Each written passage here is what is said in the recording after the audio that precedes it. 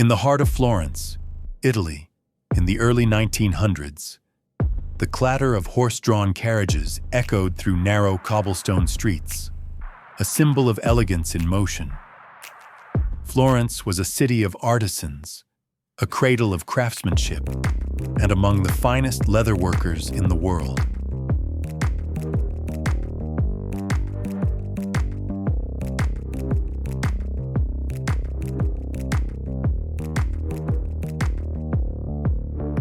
It was here, in 1921, that a man named Guccio Gucci opened a small luggage store that would unknowingly ignite a global fashion empire.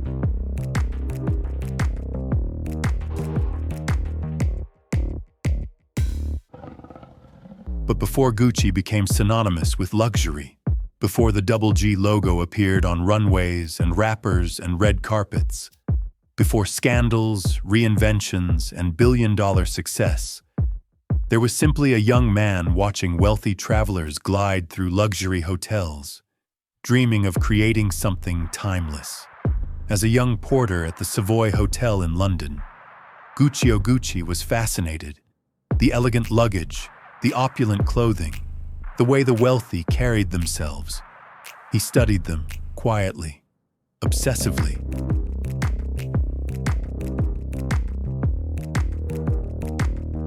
He didn't have their wealth, but he had their blueprint. He believed luxury wasn't just about price.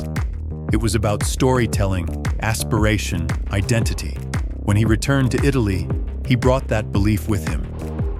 He opened a humble shop selling fine leather goods, saddles, travel bags, luggage, handcrafted by local artisans. And slowly, word spread. Gucci wasn't just selling items. Gucci was selling taste. Customers felt it. The quality, the refinement, the attention to detail. It was luxury with an Italian soul. As the world changed, so did travel.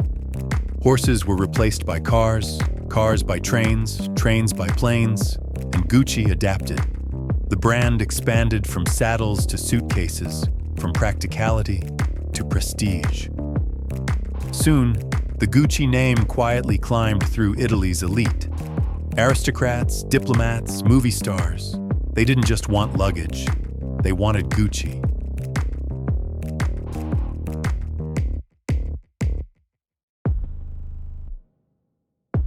Then came the 1930s. Italy was hit with material shortages. Leather became scarce. Most companies struggled. But Gucci innovated. They used canvas instead. High-quality, durable, stylish canvas, decorated with the now iconic diamond pattern. It was a bold choice born from necessity. But it worked so well that even after leather returned, people still wanted the canvas. Gucci had accidentally created a signature look. And then came the horse bit. A simple metal piece inspired by equestrian hardware, placed onto loafers and bags. Elegant, subtle, instantly recognizable. It wasn't just an accessory, it was symbolism.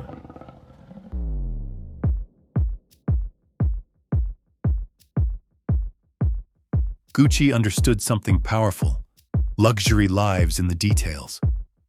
By the 1950s, Gucci had grown from a small shop to a global name. Stores opened in Milan, Rome, and finally, New York. And this was a turning point. Because in America, Gucci collided with celebrity.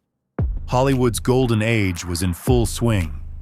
Stars like Audrey Hepburn, Grace Kelly, Elizabeth Taylor, and Jackie Kennedy were photographed wearing Gucci. And in that era, a single photo could spark a global trend. Gucci had become the uniform of the glamorous, the rich, the admired. The brand exploded. Gucci wasn't just Italian luxury, it was international status. And with that came ambition, expansion, money, but also tension.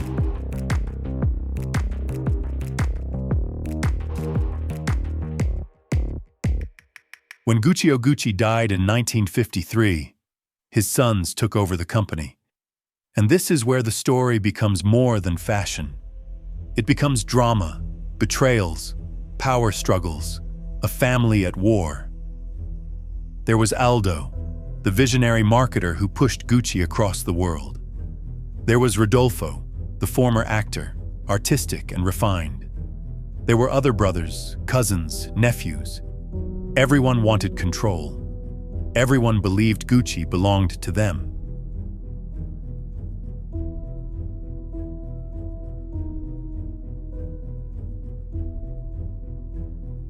At first, the ambition helped the brand grow. New stores opened in London, Paris, Beverly Hills. Gucci became a symbol of the jet-set lifestyle. The wealthy didn't just shop at Gucci, they lived Gucci. The Gucci Flora scarf, designed for Princess Grace of Monaco, became legendary. The bamboo-handled bag, born from another leather shortage, became iconic. Everything Gucci touched seemed to turn to gold. But beneath the surface, cracks were forming. Too many family members, too many egos, too many decisions made from pride, not strategy. In the 1970s, the world changed again. Luxury was everywhere. Competitors emerged, trends shifted, and Gucci started to drift.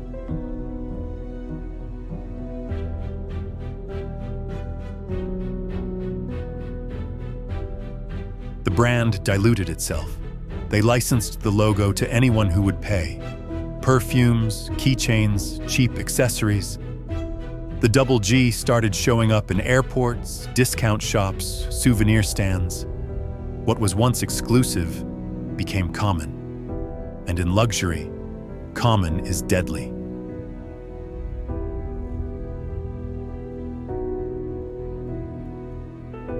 The family didn't agree on how to fix it. Lawsuits started, backstabbing, accusations. The Gucci family name, built on elegance, was now in tabloids and courtrooms. And then came the 1980s, and perhaps the darkest chapter. Maurizio Gucci, grandson of the founder, took control. He wanted to restore Gucci to its former glory. But his leadership was unstable. He fired family members, cut departments, made risky decisions. Profits fell, employees left. The brand was bleeding. Worse than business problems was betrayal. Maurizio's relationship with his wife, Patrizia Reggiani, collapsed. Their divorce was messy, public, vicious. Patrizia would later be known by the media as the Black Widow.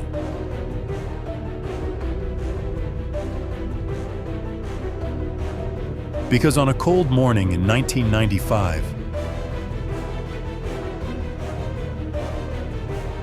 Maurizio Gucci was shot dead outside his Milan office. The world was stunned.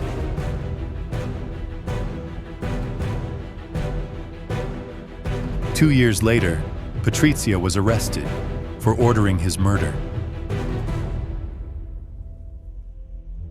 Fashion had never seen anything like it.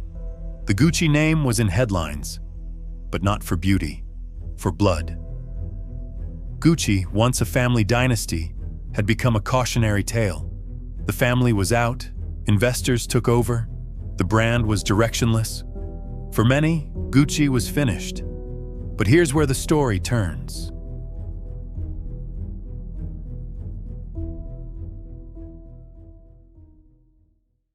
Because while Gucci was collapsing, a man walked in who would change everything.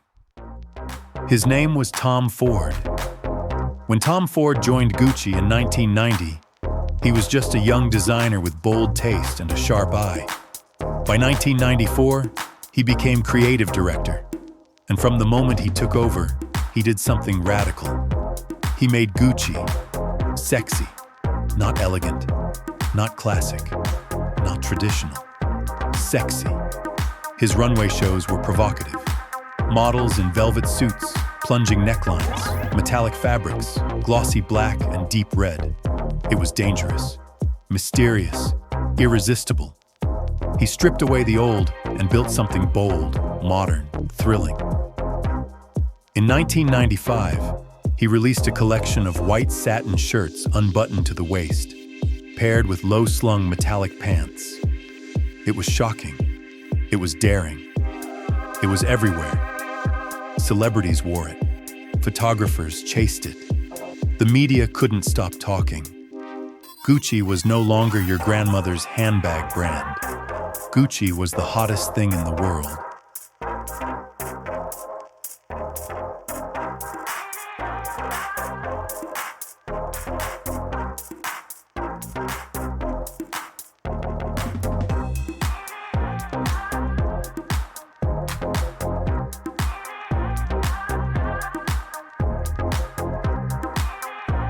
And the business followed.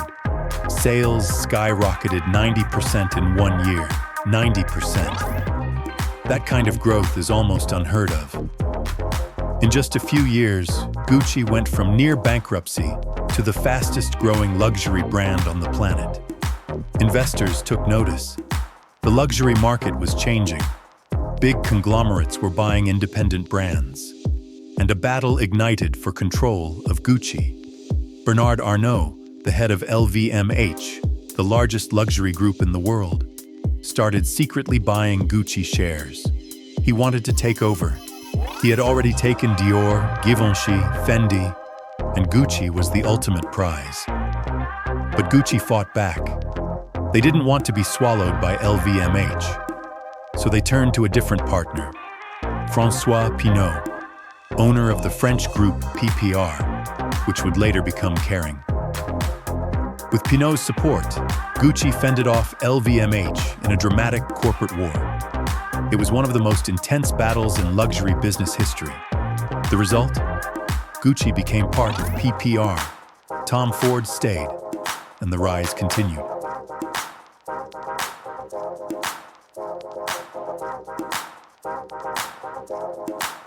This is where Gucci transformed from a fashion house into a global powerhouse.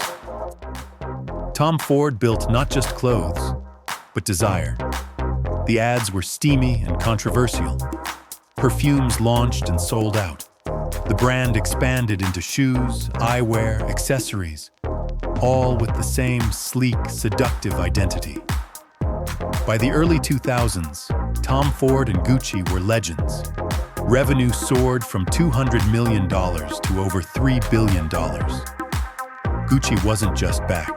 It was unstoppable. But behind the success, tension returned. Tom Ford and CEO Domenico De Sole, the duo who saved Gucci, clashed with the new owners at PPR over creative control. In 2004, both Tom Ford and De Sole left the company. The fashion world panicked. Could Gucci survive without the man who resurrected it?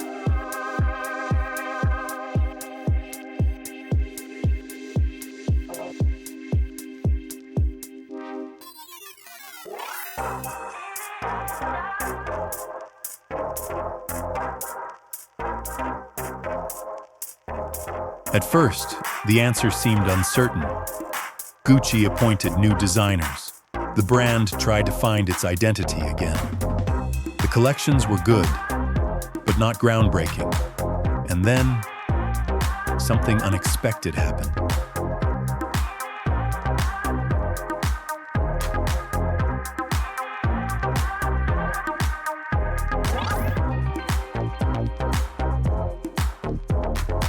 A designer named Alessandro Michele, who had been quietly working behind the scenes at Gucci for years, was made creative director in 2015. It was a surprising choice. He wasn't famous. He wasn't flashy. But within one collection, he changed everything. Michele took Gucci in a completely new direction. Gone was the hyper-sexy Tom Ford aesthetic. In its place, eccentricity, vintage, gender fluidity, bold colors, oversized silhouettes, geek-chic glasses, embroidered animals, maximalism. It was weird. It was fresh. It was unforgettable. And most importantly, it was perfectly timed.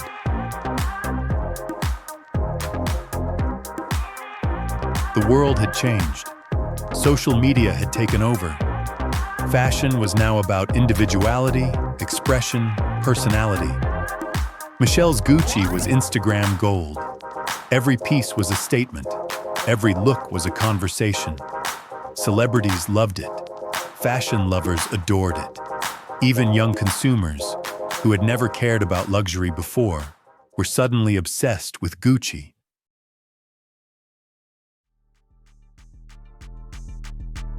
And then came the cultural takeover. Gucci appeared in rap lyrics constantly. Hip-hop artists wore Gucci head to toe. Gucci Gang became a meme, a mantra, a movement. The brand wasn't just on runways. It was in music videos, streetwear collaborations, TikTok trends. Gucci had transcended fashion.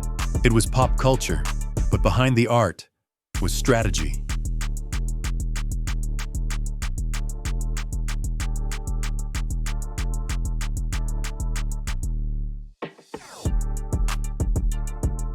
Under CEO Marco Bizzarri, Gucci revolutionized how luxury brands operate.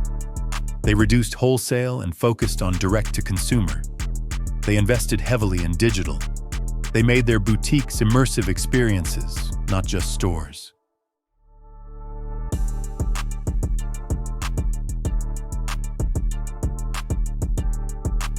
They embraced limited drops, collaborations, custom pieces, blending luxury with streetwear energy. They targeted younger buyers without alienating the old, and it worked. From 2015 to 2019, Gucci tripled its revenue, hitting nearly $10 billion a year.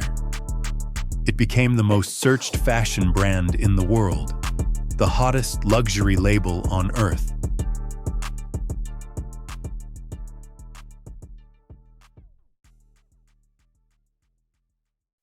But Gucci's rise wasn't just about products. It was about identity.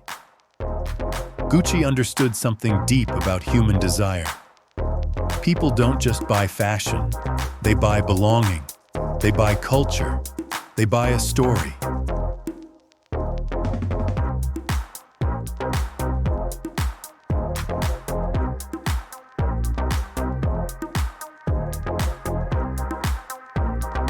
And Gucci's story?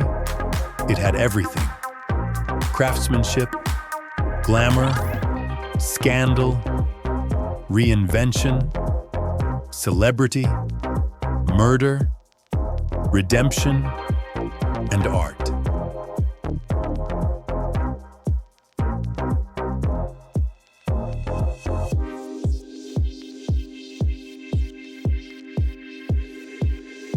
It was Shakespeare in a logo.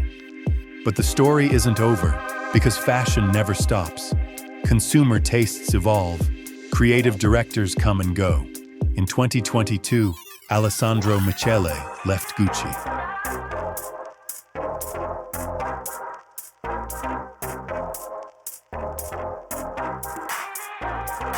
A new era began. Sabato De Sarno took the reins in 2023, shifting Gucci again toward quieter luxury, refined minimalism, a more subtle elegance.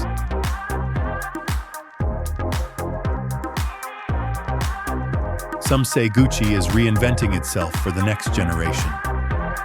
Others wonder if it can stay culturally dominant. But if history tells us anything, it's that Gucci is built on reinvention.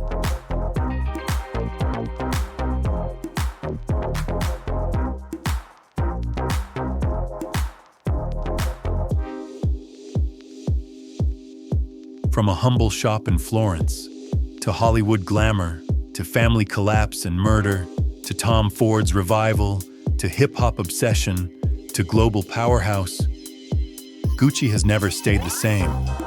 And that's why it survives. Because luxury isn't just about heritage.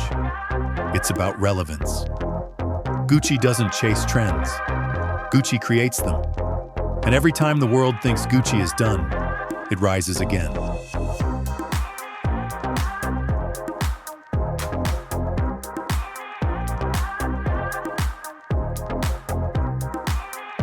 Today, Gucci is more than a fashion brand.